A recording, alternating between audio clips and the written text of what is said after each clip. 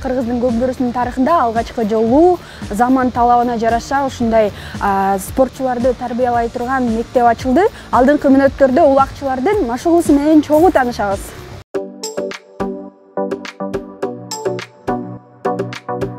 Атым Медер, Чүй областынан келген. Алга деген айылдан жакын эле жерде оюнга бүгүн такылык тандоо болот. Такылык тандоодон өтсөк буюрса 21-ине коргоочу болуп оюн көрсөтөлү деп турабыз. Эми кандай десем, бизге тамак, суу керек дейли. Ошондой эле нуждат этебиз биз аттан. Бул мектептин түзүлүшү тууралуу айтып берсең. Чыга албай турган балдарды үйрөтүп, өнүгүп өсүп кетсин болуп деп эле ошон үчүн эле ачканбыз. 15 балага бир поток 15 бала болот да. Канча убакыт ичинде ошол окутуулар болот? Жумасына 3 жолу машыгуу 2 сааттан. Бул ток аттын үстүндө эле. Анан дагы залда дагы машыгышат.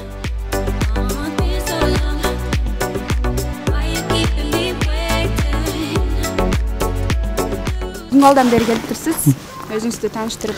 Мен атым Сапаров Жеңишбек болот. Жумгал районунун Көк бөрү федерациясынын президенти болом. Биздин Көк бөрүбүздүн өнүккөнүнө дүйнөдө олимпийский оюнга, мир оюнга чыгара албай атпайсызбы? Бул нерсе чоң кадам мотивация берет да.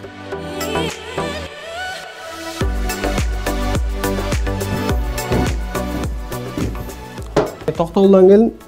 Токтогул районуна караштуу Терекс деген айылынан келдик.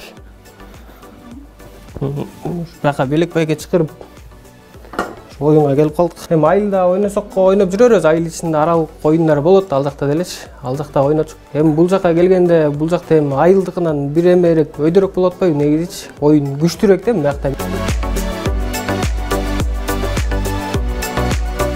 Бул макарон түшкүгө. Баланы танталыш үчүн муну жогорку ачабыз. Кезек-кезеги менен жасайсыздарбы? Ооба, кезек. Өзүңүз кайсы жактан келдиңиз бул мектепке? Өзүмдүн аты жөнүм Талайбеков Арслан. 96 жыл болом. Чүй областынын Токмок шаарынан болом.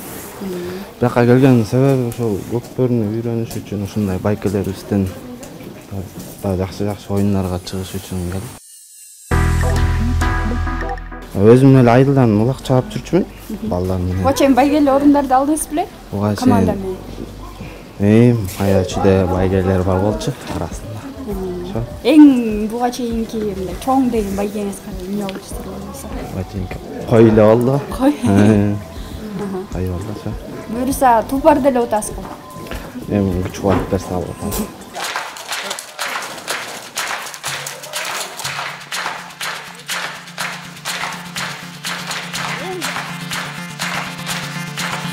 Азыр эми оюн табасына келдик. Машыгуулар башталган турат. Айтсаңыз Белик байке, эмнеден баштайсыз алгач? Биздин машыгуу азыр кичине эңебиз. Казанга салганды үйрөнөбүз, тосконду үйрөнөбүз, ортого жекеме-жеке ойногонду үйрөнөбүз. Четверка, двойка, тройка ойногонду үйрөнөбүз.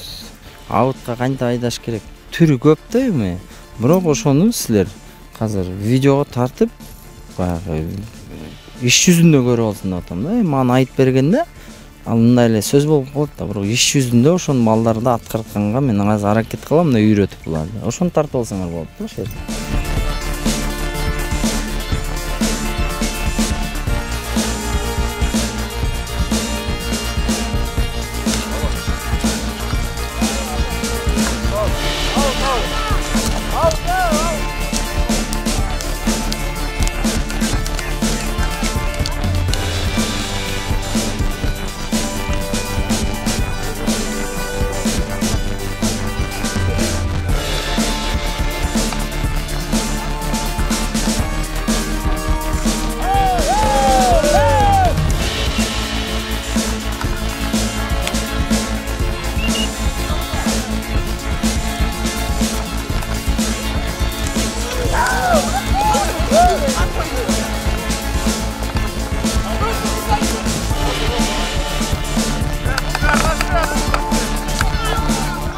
Мен Кайырбеков Зыймов, Жумгал район Байзак айылында толгам. 2003 жыл колум, 18 жаштагы оюнчумун.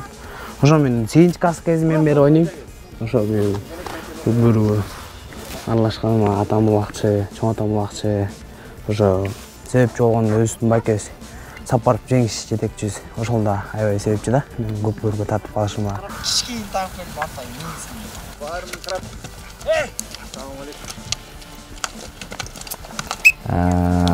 Буларды деген нерге алып келем да поляга. Ошол поляны атайын жазабыз. Поляга алып келип туруп, 3 түрдүү структуранын атын мингиз көрөбүз. Коргоочунун атын, чабуулчунун атын, анан защитанын атын, ортонун атын. Анан ошол жерде бала кайсысына шыктуу болсо, ошол тарапка үйрөтөбүз да. Түшүндүңөр да?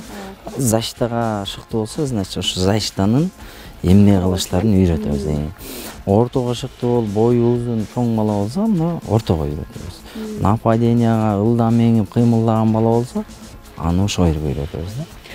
Ушул команданын ичинен эң мындай баягы жоопкерчиликтүү учурларда көбүнчө жана жекеме чыгып калат го. Ошол учурда кандай оюнчулар мындай туура келет жекеме-жекеге? Негизи мен ойлойм, жекеме бала карылуу чоң, бойлору дагы 1.80ден өйдө болсо, бул класс да. Ылдам болсо ошол. Анан кичикей балдар деле тартып жүрөт жекеме, бирок баары каруу чечип коет да. Мисалы Манас менен эле Кубантайда карабайсың, экөөтөн карылуу балдар. Мага окшогон балдар чыксалар, бир эле кармап алып коет атпайбы. Ошондой балдар болсо жекеде үйрөнгөн, анда класс болот. Мисалы келтиргенде, мисалы Көкбет деп коелу, достуктун аты. Бул бир ушундай секундка эле улакты кармап берет, бир эле удар берет, кармап берет. Ошол маалда Айбекти ошо үйрөтүп жүргөндө ошолго үйрөткөнбүз да. Ошол секундта эңсең эңдиң, эңбесең жок. Наркат сени по-любому түрт чыгат. Азыр ошондой эле болуп келет. Бир секунд кармайт, Айбек эң болот ошол маалда. Эңбесе тигат уже түртүп коет да. Оюндардын өзгөчөлүктөрүн байкап алдыңызбы акыркы убакта? Мисалы оюнчулардын. Ылдам ат пайда болуп калды. Балдардын көбү 70% тренировка кылып анан ойношот. Спонсорлор пайда. Мурда деген айылдан бирге болуп анан келишчү эле. Мен кичи кезимде биз ойноп жүрдүм. Айылдан райондун атын коргош үчүн айылдыктар эле бирге болуп эле келчүбүз. Азыр эми жеке спонсорлор, аттардын түрү бар мисалы үчүн азыр. Ылдам аттар. Улам ступенька өйдө чыгат. Мурунку аттарда жакшы аттар бар эле, бирок алар жайыраак эле. Азыркы аттар ушундай ылдам, даже көзүң жумганча казанга жетип калат да. Bunun önükönü ошол болот. Талас областы өнүгүп атты, Баткен өнүгүп атат, Ош өнүгүп атат, Көл өнүгүп атат. Чүйдө деле, чүй негизи илгери өнүккөн, бирок азыр дагы аракет кылып атышат да. Интеллектуалдык жактан көкбөрүү кандай таасирин тийгизет? Себеби бир эле күчтү эмес, акылдын да күчү болуш керек туурабы? Ошону кандай балким бул спорт негизи буну деген өтө мындай акыл менен тартыш керек да бул спорт. Күчтүүгө ошо акылды кошуп койсоң, ал эмне болот? Ал мыкты болот да туурабы?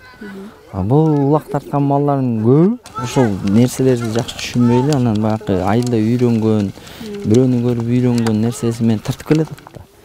Эми ошо школдо ошо минусун көрүп, ошону туура толуктап койсок, анан ошол бала класс болот да, анан мыкты болот анан. Эми ошондой балдар өсүп кетсе экен деп ойду ачканбыз негизичи. Баягы айылында каякка урулуп берилип ошо эмнеге өнүктүрөт көкбөрү сиздин оюңузча?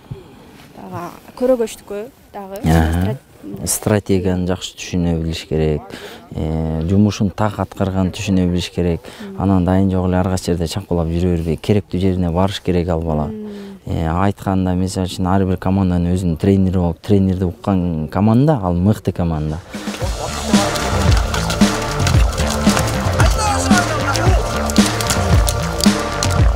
Мен Шалебек Улутарел, 1996 болом. Жекме-жекке чеберим бар.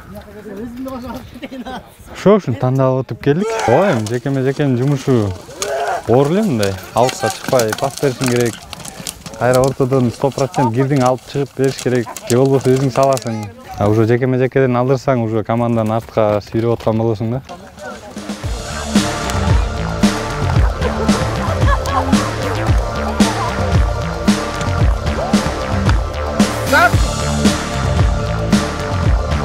Мен атым Асат, ошо мектеп ачылганда эле биз келдик. Эң негизгиси баягы коркуу сезим жоголду да. Биз баягы качан ат келип сүзүп кетип, тоголонуп кетет, жана колубузду сынгандарды көрүп эле жанына жолой албайсың да. Көрсө оюнга киргенден кийин адреналин бергенде получается баардык сезимдерим бар эметкен да. Ошон үчүн тетиги таяк азанда барып түшсө дагы атка коркпой барып туруп эме такап атпай. Ошонун баары бизде пайда болду.